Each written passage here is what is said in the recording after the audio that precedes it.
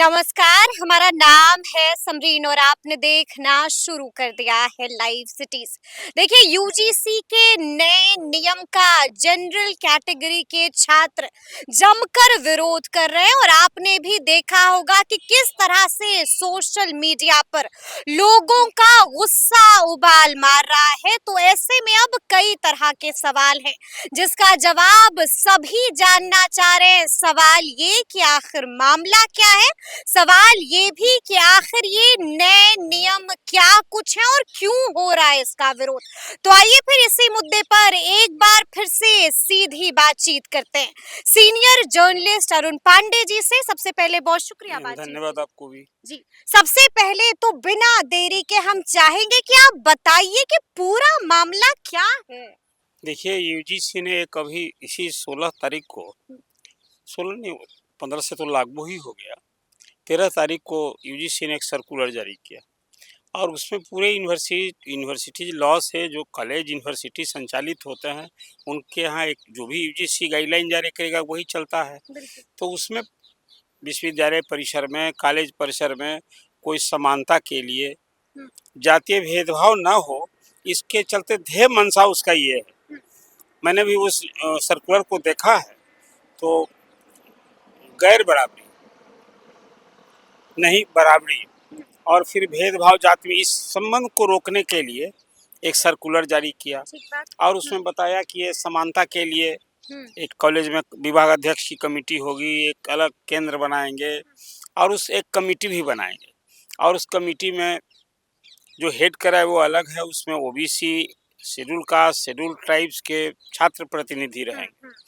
तो भेदभाव रोकने के लिए जब आप उस कमेटी में इस 3 कैटेगरी की जो मैंने आपको चर्चा की, तो चौथी कैटेगरी तो सामान्य जाति न होती है, तो सामान्य वर्ग का उसमें कुछ नहीं है। उसमें स्पष्ट रूप से इसी सर्कुलर का देशव्यापी विरोध हो रहा है और बवाल हो रहा है। उसमें लोग मानते हैं कि इस सर्कुलर से एक भाव ये गया कि सामान्य कोटि के जो लोग हैं, विद्यार्थी हैं, उनको संभावित अपराधी मान लिया गया। अपराधी मान लिया गया है। आखिर भेदभाव जनरल कैटेगरी वालों को अपराधी मान लिया अब गया इसको है। काला कानून, ऐसा लोग कह रहे हैं। जी। काला कानून है ये कहकर विरोध शुरू हो गया। मेरा अपना भी दृढ़ अभिमत है कि कोई आप कानून बनाते हैं तो भेदभाव तो बिल्कुल बहुत ही दुर्भाग्यपूर्ण है। ये सख्ती से इसको रोका जाना चाहिए, चाहे वो भाषा के नाम पर, लिंग के नाम पर, जाति के नाम पर, प्रांत के नाम पर, क्षेत्र के नाम पर, कोई विकलांग हो उसके नाम पर। भेदभाव तो बिल्कुल कदापि इस समाज, सभ्य समाज कैसे स्वीकार करेगा। और इसके लिए राइट टू इक्वालिटी है और पहले से कानून भी बने हुए हैं। जी जी। इसको एक संज्ञेय अपराध है, इसको अब बने हुए हैं, लेकिन परिसर में एक स्वच्छ माहौल के लिए यूजीसी की यदि मंशा भी ये रही होगी कि हम वहाँ भेदभाव नहीं हो, जातीय भेदभाव नहीं हो, सभी समान रूप से एक दृष्टि से देखे जाएं, लेकिन इसका अर्थ क्या हुआ। मैं मानता हूं कि यूजीसी ने ये जो सर्कुलर जारी किया उसमें 2 बातें उसने की। उसका प्रावधान तो ये होना चाहिए था कि विद्यालय परिसर में, महाविद्यालय परिसर में किसी के साथ कोई भेदभाव नहीं हो। बाकी जो आपने कमेटी बनाई, आखिर कोई शिकायत करेगा, एक दूसरा शिकायत करता, आप किसी के मेरे बारे में शिकायत कर दे, आपके बारे में शिकायत कर दे और शिकायत फर्जी हो, बिल्कुल जी, तो और ऐसा होता है। तो शिकायत फर्जी की तो उसको कहीं न कहीं दंड देना चाहिए। झूठी शिकायत हो, जब तक आप पर शिकायत हो गया और आप झेल रहे हैं, अब भविष्य का सवाल है और करियर का सवाल है। ये 2 प्रमुख बिंदु को लेकर, लेकिन हम आपसे यहाँ पर ये भी समझना चाहेंगे कि यूजीसी के नए नियम क्या हैं। ये तो मैंने आपसे बताया। नियम संविधान का जो एक तो 14 है, जो 14 का उल्लेख है, 19 और 20 है, जहाँ की समानता और स्वतंत्रता का अधिकार प्रदत्त संविधान है। तो यूजीसी ने ये जो कुछ किया, इसकी पृष्ठभूमि भी जानी होगी कि सुप्रीम कोर्ट में एक मामला पहले से, आप याद होगा कि जातीय भेदभाव को लेकर के आत्महत्या की भी घटना हुई। बारमूला वाला केस याद कीजिए, और कई केस थे, कोर्ट में विचाराधीन था। तो अभी कोर्ट ने ही आदेश दिया था, जस्टिस सूर्यकांत मिश्रा की कोर्ट ने, कि भाई यूनिवर्सिटी को भी, यूजीसी को कोई कानून बनाना चाहिए इसकी रोकथाम के लिए। इसके पहले एक ड्राफ्ट भी बना था, तो ड्राफ्ट में भी प्रावधान था कि झूठी शिकायत होगी तो इसमें सजा का प्रावधान होगा। बाकी यही फॉर्मेट था कि भेदभाव किसके साथ होता है, भेदभाव होता है अनुसूचित जाति के छात्रों के साथ, अनुसूचित जनजाति के छात्रों के साथ और ओबीसी के छात्रों के साथ। ये एक परसेप्शन, और इससे देखिए कोई इनकार भी नहीं किया जा सकता है। लेकिन अब आधुनिक भारत में आप यदि जाति समाप्त करना चाहते हैं, जाति भेदभाव समाप्त करना चाहते हैं, तो कोई ऐसा प्रावधान तो आप नहीं करेंगे। आपको करना ये चाहिए था, इसलिए मैंने कहा कि कानून में ये अपेक्षा होती कि चाहे वो सामान्य किसी जाति किसके छात्र के साथ भेदभाव हो, या फिर कोई करेगा सामान्य जाति के साथ तो सामने दूसरा करेगा, ओबीसी करेगा, एसटी, और उसके साथ हो तब भी।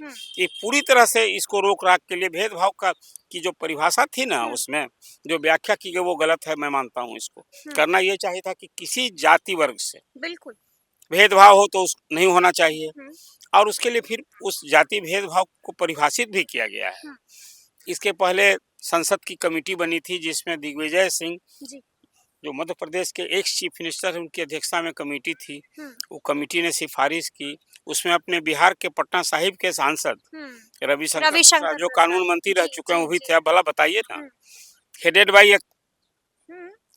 बाई दिग्विजय सिंह, और जिसमें रविशंकर प्रसाद से, तो ऐसा कानून कैसे बन गया? मैं मानता हूँ सवाल पूछा जाएगा कैसे बन गया? अब इस कानून को लेकर जिस ढंग से विरोध अभी शुरू हुआ, अभी सिर पर चुनाव है बंगाल, और आजादी के बाद से आरक्षण और जाति का मुद्दा जो है ना, बड़ा संवेदनशील मुद्दा रहा है। ये सियासी मुद्दा होता है। आज ही आपने देखा कि आप देख रहे हैं कि किस तरह से विरोध हो रहा है सोशल मीडिया पर, और आप सुनिए का उबाल मचा हुआ है। बरेली के वहाँ के जो मजिस्ट्रेट हैं, उन्होंने आज इस्तीफा कर दिया और उससे सस्पेंशन हो गया, धरना पर है। बोले ये पूरा और सब जगह सड़क पर हैं लोग, मामला बढ़ता ही जा रहा है। मुझे लगता है कि ये इसमें यदि संशोधन नहीं हुआ, इसको ढंग से फिर नहीं, विभेद रोकने के लिए, भेदभाव रोकने के लिए निश्चित सख्त कानून बनना चाहिए। बिल्कुल। लेकिन इसमें कौन किसको पहले ही एक तरह से संभावित अपराधी जो मान लिया गया सामान्य वर्ग के लोगों को, ये गलत है। तो इसको सुधार नहीं होगा तो कहाँ पर और आपत्तियां हैं? आपने तो पूरा पढ़ा है। पढ़ा, यही दो प्रमुख है। देखिए आपत्ति का बिंदु यही दो है, उसको आप विवेचना करेंगे, ध्यान से पढ़ेंगे तो यही दो बिंदु है जो लोग विरोध कर रहे हैं कि भाई एक वर्ग को आप मान लिए कि यही आक्रांता होगा और ये पीड़ित होगा, जिसके साथ भेदभाव होगा। लेकिन यही सच है क्या? देखिए भेदभाव से कोई इनकार नहीं कर सकता है। फिर मैं मानता हूँ कि इसकी सख्ती से रोका जाना चाहिए। और छात्र वहाँ पढ़ने गए हैं कि कोई हिंदू, मुस्लिम, बिहारी और गैर बिहारी, फिर कोई अगड़ा और पिछड़ा ये करने गए हैं, इसको रोका जाना चाहिए। वहाँ एक समानता का भाव रहे और एक आदर्श स्थिति रहे। लेकिन ये कानून में ये प्रावधान है तो निश्चित करना चाहिए था कि किसी भी जाति, वर्ग, समुदाय का होगा, भेदभाव की बात नहीं होनी चाहिए, ये दंड दिया जाएगा।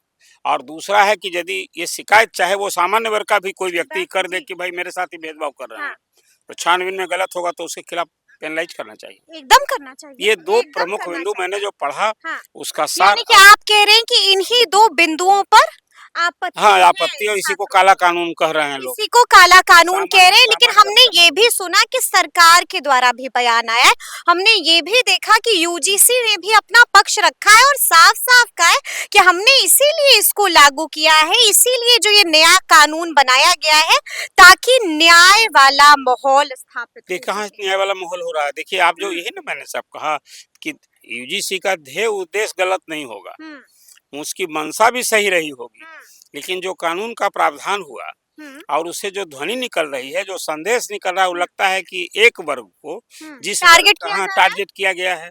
तो इसको लेकर मुझे लगता है ये चुनाव का साल है, अभी बंगाल में चुनाव होना है। ये सियासी मुद्दा बन चुका है। कहीं ये एनडीए की सरकार, जिस प्रधानमंत्री नरेंद्र मोदी ने सामान्य जाति के गरीब लोगों के लिए जो 10% EWS किया है, तो उसको लेकर चुनाव में तो उन्हें फायदे होते रहे।